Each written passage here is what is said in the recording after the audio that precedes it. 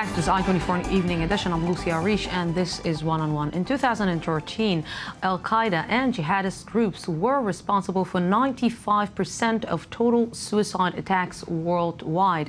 That figure is from a new report of the Institute for National Security Studies. And joining me tonight is the author of that study, Yoram Schweitzer, director of the research program of the Terrorism and Law Intensified Conflict. Thank you very much for coming to the studio. It's written with partners. 95%. It's an increase. It's a big increase, I have to say.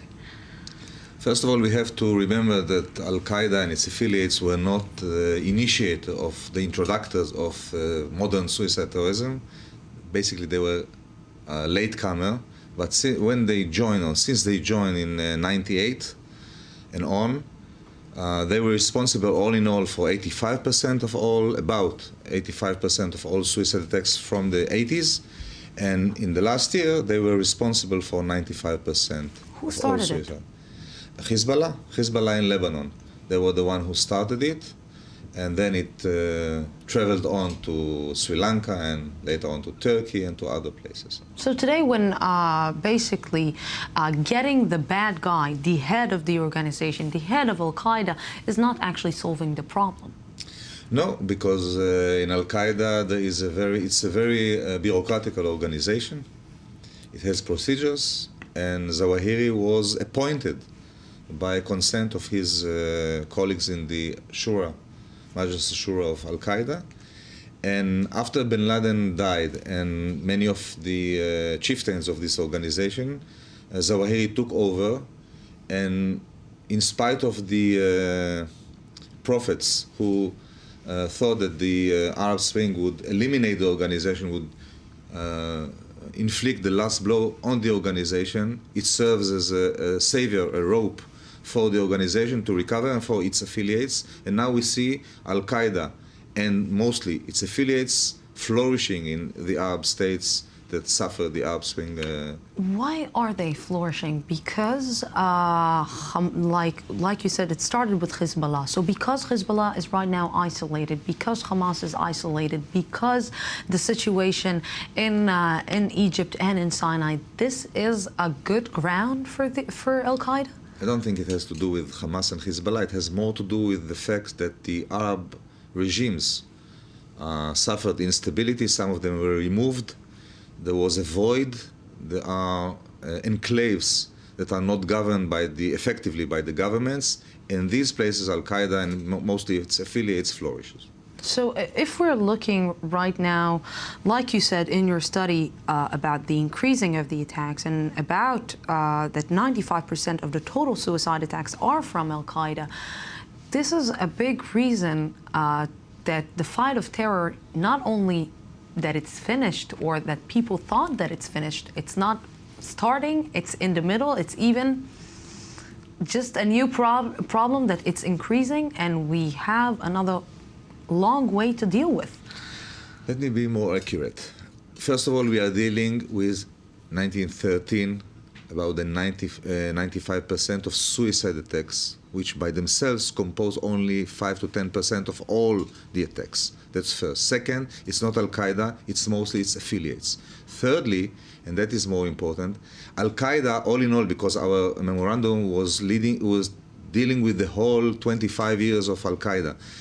Al-Qaeda was weakened in recent years, but its affiliates, those who flourish in the Arab Spring void, or those states that lost their leaders, in these places, Al-Qaeda's affiliates are flourishing, and they are getting stronger. Al-Qaeda is motivated by what? By religion or by the act of terror? Al-Qaeda is definitely motivated by religion. They have also global political aspirations. They want to make Islam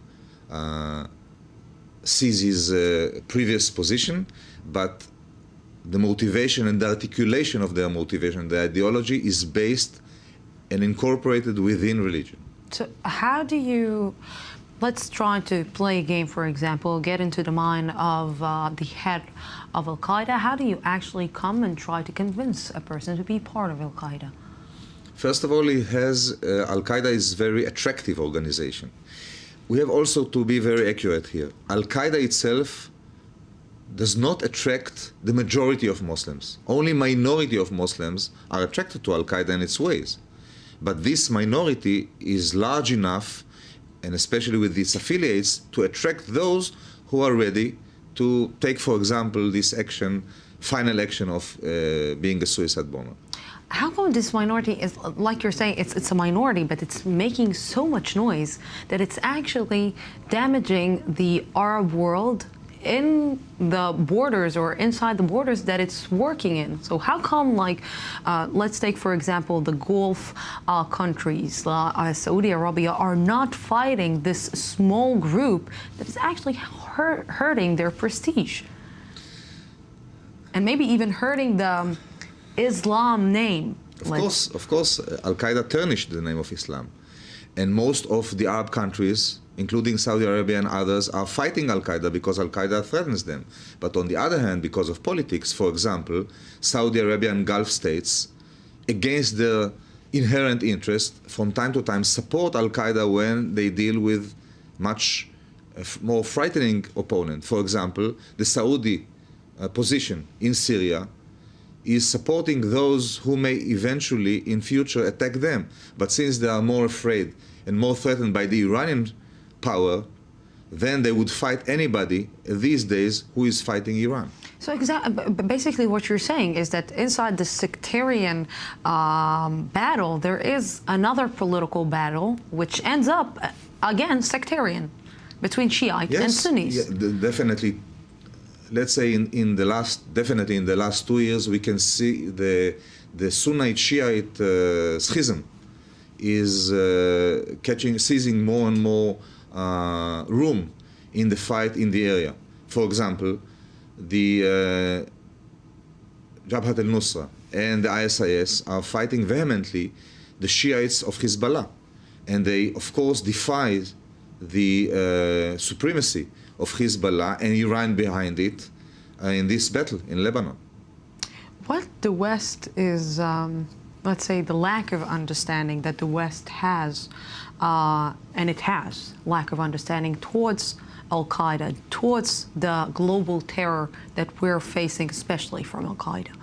I think that, I don't know what is the West and who is the West. I think that among the professionals, the intelligence people, the security people, there is no question that Al-Qaeda was not finished in spite of the declaration of President Obama. I think they know the risk, the potential risks of Al-Qaeda and its affiliates due to the last events in Syria. I think that we have to also to make a distinction, very clear distinction between Al-Qaeda Central of Zawahiri and the others. Because when you attribute most of the attacks, this is why I was accurate to correct you before, when we have to distinguish between Al-Qaeda and its affiliates and not to inflate the power image of Al-Qaeda, because if every operation in the world of those affiliates is connected to Al-Qaeda, Al-Qaeda seems as strong as China and the former Soviet Union. We have to make, because Al-Qaeda itself, Al-Qaeda Central, didn't succeed in carrying out successful operation in Western Europe or the West at all since 2005, and they tried until 2010 only. Since then, in the last 3 years, there weren't any attempts by Al-Qaeda Central, because of several reasons, to operate in the West. They focused their most attention and their energies towards those local struggles in order to support and to encourage those who were fighting in the local arena in the Arab states. Which, if I'm understanding correctly, so they are actually starting to fight themselves in order to be stronger to fight the rest of the world? No. Fighting themselves, I mean Arabs between Arabs, like sectarian or Shiites against Sunnis, no, like inside the Arab countries, like Iraq, Syria, Egypt. It's like fighting itself so they can gain control and they can gain power in order to be able to fight maybe and to hit in a bigger way the the rest of the world? It has to do with the internal debate within Al-Qaeda in the 25 years of Al-Qaeda. This is why you have to detect all the spectrum. They had a deliberation what strategy to take. One said, let's go for international jihad. Some say, let's go for the local conflict and try to make what we call internal jihad. And bin Laden eventually decided to go for international jihad and to go after the United States. Zawahiri was among those who advocated to go for the local jihad in order to take control in the Arab countries themselves. But now, since bin Laden is gone and the circumstances avail a situation where the Arab regimes, the whole hated Arab regimes, collapsed, then he focused his attention on encouraging and supporting those who fight the local jihad. Eventually, of course, he has other plans, but now he's focusing there. So this is the fight that they are doing now. Which bringing me exactly this point, that this is a reason, because Israel is surrounded by the Arab world, this is a reason for Israel to be very worried. First of all, Israel is worried all the time. All the time. And even sometimes use it. I think in the last years, we can see that Al-Qaeda, through its affiliates, are getting closer to its borders. In Syria, definitely there is a gathering of many jihadists. In Sinai, we also see that they are using the vacuum in Sinai. And in a sense, they are looking for other places as well. They want to get into Lebanon and to go later on to Jordan. So for Israel, there is a potential risk by those jihadists. So when Israel is focusing on Iran and when Israel is focusing on Hamas, can Israel handle such, let's say, big terror organization like Al-Qaeda? With all due respect to Al-Qaeda, it's not a superpower. And Israel can take on this organization and its affiliates. And of course, Israel has always had the cooperation of its neighboring states. Because some people may disagree about this because they will tell you, look what happened in 2006 in the Second Lebanon War with Hezbollah, with militia fighting. Yes, so, but for example, one of the criticism that Al-Qaeda in those days, both bin Laden and Zawahiri, both of them criticized and talked about a collusion scheme between Iran, Hezbollah, the United States and Israel in order to block Al-Qaeda. So I started saying that in Israel, for example, Israel enjoys the fact that Jordan and Egypt, of course, in the good old days and even today, are fighting Al-Qaeda because their own interests in order to defend Israel. Mm-hmm. And paradoxically, Hezbollah, because it wanted to be hegemonic in Lebanon, also didn't allow those affiliates of Al-Qaeda to operate against Israel because they didn't want them to complicate the situation with Israel. And also Hamas. Hamas is controlling as much as it can, sometimes with nuances, the Salafi jihadists in Gaza because they don't want those elements to jeopardize the hegemony of Hamas, and they want to decide themselves when to operate against Israel. So paradoxically, you have a belt, a security belt, surrounding Israel by those enemies. Now today, it's much more complicated because Hezbollah is suffering the operations of those global jihadists in Syria and in Lebanon, and Hamas is also being challenged by the global jihadists in Gaza. So let's get back, before we're ending this interview, let's get back a little bit to the sectarian tension between Shiite and Sunnis. Why Shiites parts and terror organizations are not doing suicide bombers like the Sunni part? It's irony of history because, as I told you, Hezbollah were the ones who started the whole adventure of this old project of suicide bombers. I think Hezbollah has reached a certain place and position in the world when it is hurting its reputation. And it's not using anymore against its enemies suicide attacks. Against Israel, it's fighting. Now they are suffering the same bitter medicine that they used to feed the others. And now we have seen already in Lebanon 3-4 suicide attacks against Hezbollah, and they will have to confront an enemy, an adversary who hates them more than they hate Israel, even the one that they hate Israel, and they do not have any restraints. So if I had been Nasrallah, I would be that complacent and going out in public, not because Israelis would not attack Nasrallah in the middle of a mob, but those jihadist Sunnites will. Basically what you're saying is that the world should keep its eyes open and not think that September 11 cannot repeat itself.